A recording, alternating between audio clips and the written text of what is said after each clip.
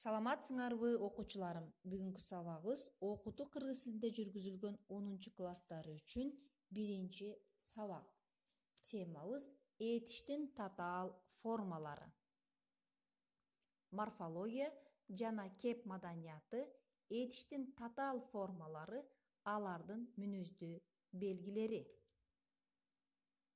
Этиштин татаал формалары эки жандан ашык этиш сөздүн бир маани бириккен тобу аркылуу уюшулат. Алардын тутумун түзүп турган бөлүктөрү берген маанилери боюнча бирдей даражада болбойт. Алардын бири кыймыл-аракеттик негизги маанини билгизет да, калгандары анын маанисин толуктайт. Грамматикалык жактан ал маанини жыйынтыктайт. Бул өзгөчөлүктөргө байланыштуу өз ара негизги жана жардамчы этиштер болуп экиге бөлүнөт. Мисалы, көк майсаңдай жайылган чакан айылдан анча алыс эмес жердеги капчыгайдан салт атчан киши чыга келди. Бул сүйлөмдөгү кыймыл-аракет жөнүндөгү негизги түшүнүк чакчыл формасы аркылуу берилди. Ал эми экинчи түгөйү аркылуу аларга кошумча маани киргизүү менен грамматикалык жактан жыйынтыкталды. Демек, негизги жана жардамчы этиштер маанилик жана грамматикалык жактан өз ара ажырагыс болуп, кеңири маанидеги кыймыл-аракетти билдирсе, этиштин татаал формасы деп аталат. Негизги жана жардамчы этиштер лексикалык маанилери жагынан, грамматикалык түзүлүшү жагынан бири-биринен айырмалуу. Негизги этиштер основной глагол. Өз алдынча лексикалык мааниге ээ болгон этиштер. Чакчылдын а, э, ый, ып, каны формаларында турушат. Биринчиден, негизги жана жардамчы этиштер өз ара байланыштырса, экинчиден этиштик татаал формаларды уюштурууда негизги каражат болот. Мисалы, баатырлар ортого чыгышып, бет алышып, тура калышты. Мында чыгышып, бет алышып, тура калышты. Чакчыл формасындагы этиштердин алгачкы лексикалык маанилери сакталган жана кыймыл-аракеттин негизги түшүнүгүн билдирет. Демек, мындай этиштер негизги этиштер деп аталат. Жардамчы этиштер бөлүгүнө келдик балдар.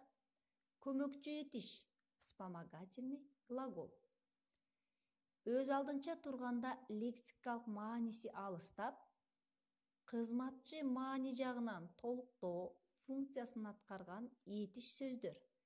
Жат, тур, жүр деген этиш сөздөр татаал этиштердин тутумундагы жана жардамчы этиш милдетин аткара алат. Мисалы, бара жатат, окуп отурат, келип турат. Жардамчы этиштер грамматикалык түзүлүшү жагынан жак жана чак формасы менен келет. Бул таблица көңүл бурабыз. Жардамчы этиштин белгилери баштапкы лексикалык маанисинен ажырайт. Негизги этиштер аркылуу кыймыл-аракет кайсыл жактагы тарабы аткарылгандыгын билдирет. Үчүнчүсү, негизги этиш кошумча маанини киргизет. Демек, жардамчы этиштин 3 белгилери аталды.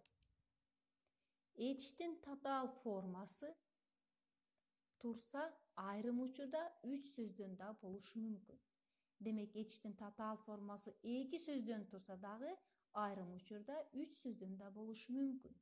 Биринчи түгөйү негизги этиш, калган экөө жардамчы этиш. Мисалы катары, экинчи балбаныбызда жеңилип, биз кубана албай турабыз. Мында албай турабыз маанисин толуктоо тактоо үчүн жардамчы мааниде колдонууда. Жогорудагы мисалдан негизги этиш мурун, ал эми жардамчы этиш андан кийин орун алды. Балдар, көңүл бургула. Бул сүйлөмдөргө кыз жетпей койду да кыткылыктап күлдү.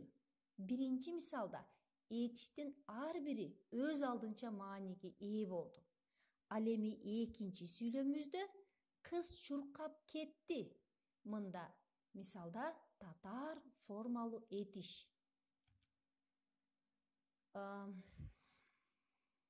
Кийинки сүйлөмүбүзгө көңүл бурсак, машыгуу көнүгүүсү. Мында биз сүйлөмдүн маанисине ылайык келүүчү этиштин татаал формасынын тиешелүү түгөйүн табышыбыз керек. Мисалы, абага көтөрүлгөн түтүн көөдө асманга житип көрүнбөй жатты. Демек, көп жекиттин ордуна биз этиштин татаал формасын тиешелүү түгөйүн коюшубуз керек. Экинчи сүйлөм. От барган сайын алоолонуп, денеге жагымдуу бир аптап таратып. Кана эмесе балдар, эгерде силер тапсаңар, биргеликте текшерели. Абага көтөрүлгөн түтүн көөдөй асманга житип көрүнбөй бара жатты. Экинчи сүйлөмүбүз от барган сайын алоолонуп, денеге жагымдуу бир аптап таратып жатты. Бүгүнкү теманын негизинде үйгө берилүүчү тапшырма. Сүйлөмдүн маанисине ылайык келүүчү этиштин татаал формасынын тиешелүү түгөйүн койгула. Демек, биз машыгуу көнүгүүсүндө аткаргандай кылып, бул сүйлөмдөрдү аткарыбыз керек экен. Күлсүн да ордунан баштады. Хирургдун колундагы скальпель жүрөктүн тушундагы кабыргалардын ортосун жиреп. Үчүнчү сүйлөмүбүз. Профессор Ахунбаев биринчи кимдин жүрөгүнө операция жасады экен деген ой бүт денемди аралап. Жакшы. Окуучулар, силерге кошумча тапшырма катары бул аналогияларды иштеп келүү. Анда эмесе, кийинки сабакта жолугунга чейин сак саламатта калгыла.